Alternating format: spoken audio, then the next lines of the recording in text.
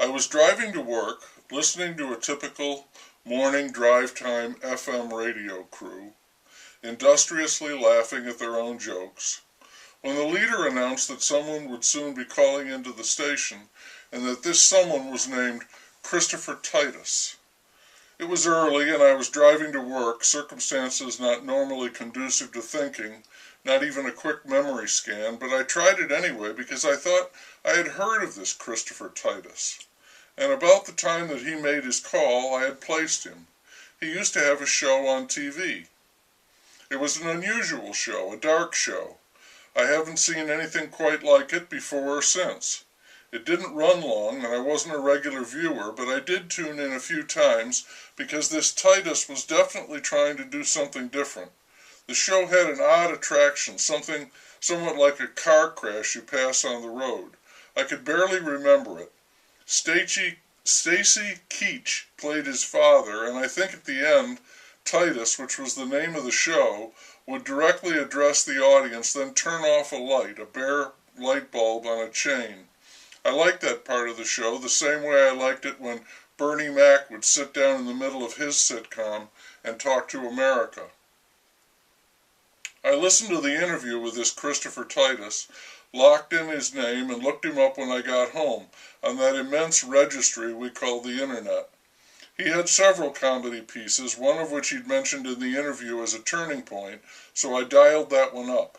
It was called Norman Rockwell is Bleeding, and it was all about Christopher Titus, his life as alcoholic, womanizing, obnoxious, belligerent bully of a father who was also usually right in his gruff, beery way, and who took care of him, and his mother, who was brilliant and insane, seriously imbalanced, and who ultimately came to terms with her mental illness and killed herself. From these two principal grotesque elements, Titus built his comedy, which reminded me of Sterling Gray, who also developed extended comic monologues out of dark material, things we don't usually consider funny. Titus proudly declared himself to be dysfunctional, heaped scorn on those who are normal. Look out, he warned, citing a survey. We're now in the majority. I'm a white guy, he'd say. I'm whitey, turning it into a terrible confession. It's dangerous skating on the edge of that pond, but he made it work. And he got big laughs, huge applause, a lot of it sympathetic. This is his therapy, he'd say. This is how I survive, by this comic alchemy, turning all of this horrible shit into laughs. And the audience validates him. It's dangerous, but it can work. Louis C.K. takes a similar tack, humiliating himself, shredding away the last vestige of human value in search of a laugh. It worked for Sterling Gray until he was physically damaged in a car accident, and that finally overwhelmed the comedian, as ill health did to Hemingway, and he took his life, jumped off a ferry, and drowned on Long Island Sound.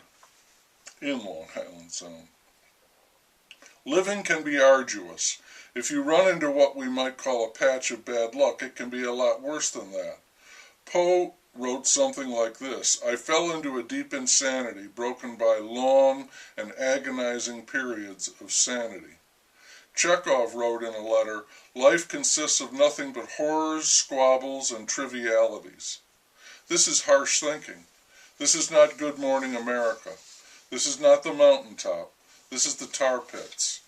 I'm not saying that Christopher Titus and Louis C.K. are on a suicide watch, although watching them perform is a little like NASCAR fans waiting for one of those astounding wrecks. They may be able to keep on laughing as life piles on the foolishness, cruelty, and the pain. And the lack of respect for yourself and for all human endeavor, for becoming increasingly limited even as your ambition soars, searching for something, anything, of lasting value, and finding only cheap crap, flashy tricks, and loads of bullshit. They may be able to milk that for laughs, but it's like squeezing blood from the proverbial turnip. If they're perfectly serious about what they're doing, the warning signs are clear. The story has been told before, and it doesn't end well.